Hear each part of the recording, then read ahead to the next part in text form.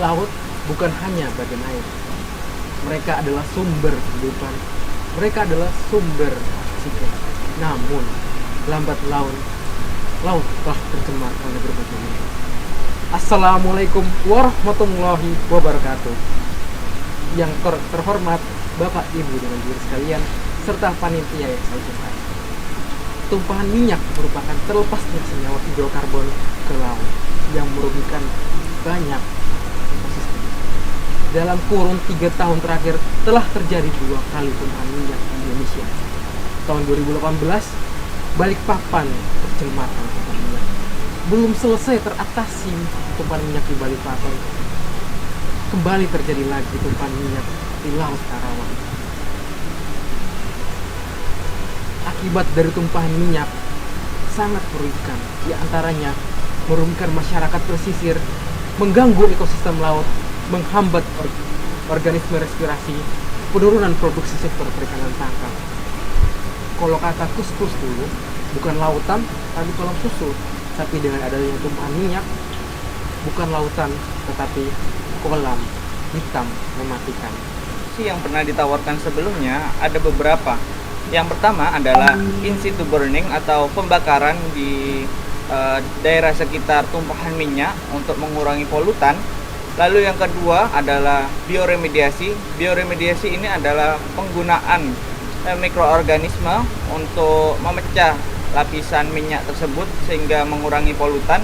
Lalu yang ketiga ada dispersan kimiawi, yakni penggunaan bahan kimia untuk mengurangi atau memecah lapisan minyak tersebut. Lalu yang terakhir adalah skimmer. Skimmer ini adalah teknik fisika, salah satu teknik fisika, yakni menyedot air laut yang terkotori oleh lapisan minyak tersebut. Nah, yang kami tawarkan adalah proses adsorpsi. Berangkat dari latar belakang tersebut, kami dari Universitas Airlangga di bawah bimbingan Bapak Sugianto Sulistiono, saya Muhammad Fajar, Saya Ahmad Asrul-Difa, saya Muhammad Rizaldi, dengan bangga mempresentasikan hasil karya kami dengan judul Pemanfaatan rumput laut sebagai adsorpsi magnetik dalam upaya restorasi permukaan air laut akibat tumpahan minyak. Baik, untuk fokus penelitian kita, yakni tujuan kita adalah mengetahui potensi alginat Fe3O4 sebagai adsorben magnetik dalam upaya restorasi tumpahan minyak di laut. Baik, metode penelitian yang kami lakukan ada 3, yakni metode literatur, lalu ada metode observasi, dan yang terakhir adalah metode eksperimen. Yang mana metode literatur ini kami membaca jurnal-jurnal terkait kasus tumpahan minyak ini. Lalu yang kedua adalah metode observasi, yakni kami mengamati metode-metode atau teknik untuk pengelolaan tumpahan minyak tersebut yang pernah dilakukan sebelumnya. Lalu yang ketiga adalah metode eksperimen, yakni kami mengekstraksi keraginan di lab. Lalu tahapan penelitian yang kami lakukan, yang pertama adalah mengamati permasalahan, yakni studi kasus yang pernah terjadi sebelumnya.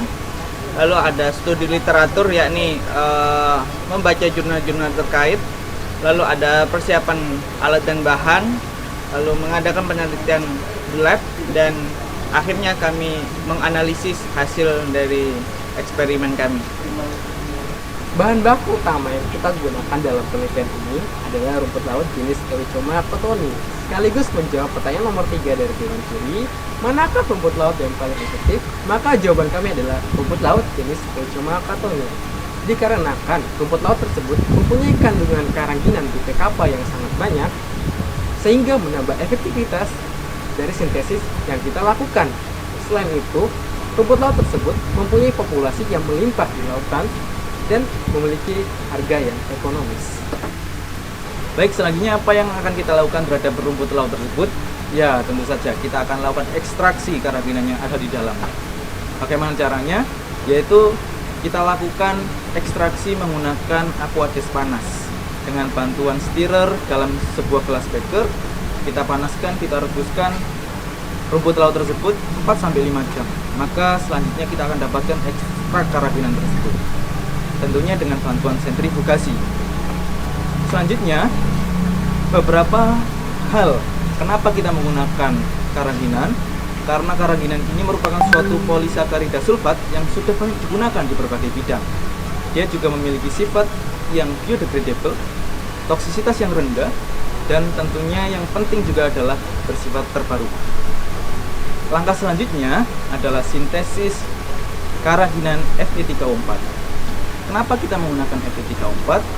Kita tahu, kita bisa temukan di berbagai jurnal, berbagai studi penelitian bahwa Fe3O4 memiliki sifat magnetik yang baik. Bahkan beberapa literatur menyebutkan Fe3O4 memiliki sifat supraparamagnetik. Nah, selain itu, Fe3O4 termasuk dalam oksida logam yang memiliki toksisitas yang rendah, bersifat recycle, dan juga mudah dalam sintesisnya. Contoh saja misalnya kita bisa lakukan sintesis Fe3O4 secara mandiri menggunakan metode kopresipitasi, dan dari proses metode tersebut kita bisa dapatkan Fe3O4 dengan rendemen yang cukup tinggi. Jadi proses ini kita mencampurkan Fe3O4 ke dalam ekstrak karabinan dalam aqueous tersebut dengan bantuan stirrer dalam waktu 4-5 jam, sehingga kita akan dapatkan adonan atau larutan campuran yang berwarna hitam. Setelah adonan itu selesai kita buat, apa yang kemudian dilakukan? Ya, kita akan lakukan sintesis pembentukan bit-bit tersebut. Dengan cara apa? Yaitu dengan cara teknik drop. Kita teteskan adonan tersebut ke dalam larutan CaCl2 5%. Apa fungsi CaCl2 tersebut? Yaitu sebagai cross-linker yang nantinya akan terjadi substitusi ketika proses polimerasi. Dengan proses teknik drop tersebut, maka kita akan menghasilkan bit-bit yang berukuran atau berbentuk seragam. Apa selanjutnya yang akan kita lakukan terhadap bit yang telah kita buat? Maka selanjutnya kita lakukan pelapisan terhadap permukaannya, yaitu menggunakan senyawa desil TMS atau desil trimetoksisilan. Ya, desil trimetoksisilan ini memiliki struktur dengan pusat sensitif yang hidrolitik dan juga pusat atau substitusi organik. Maka ketika senyawa ini terlapisi ke permukaan bit yang kita buat, maka akan mampu meningkatkan efek kenonpolaran dari permukaannya, sehingga mengurangi sifat interaksinya terhadap air, atau bisa dikatakan bisa lebih selektif terhadap minyak.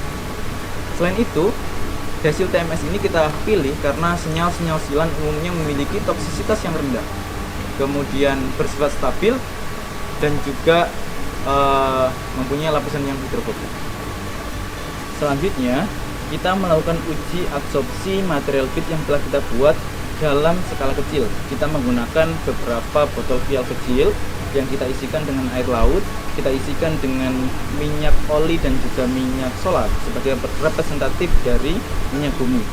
Kita berikan beberapa variasi bit di situ, dan setelah kita lakukan inkubasi selama 24 jam, kita mendeteksi adanya pengurangan jumlah minyak di dalamnya. Dari sini, maka kita bisa menjawab pertanyaan dari Bapak Dewan Juri. Pertanyaan nomor 2 mengenai berapa kapasitas absorpsi yang dimiliki oleh material bit ini.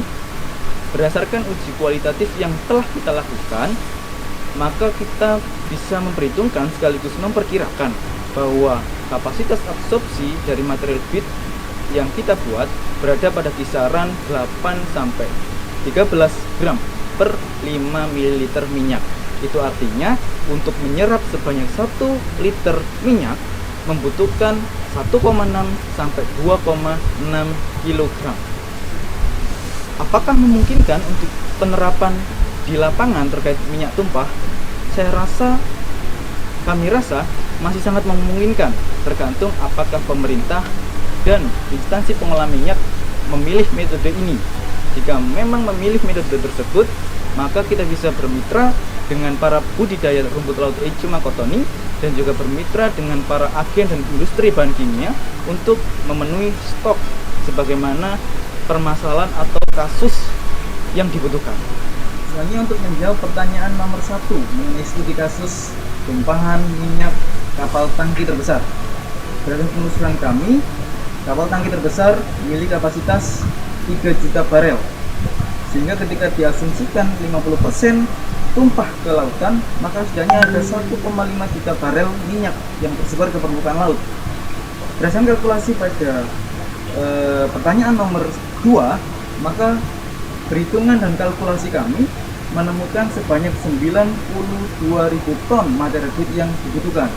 Wow, memang angka yang fantastis.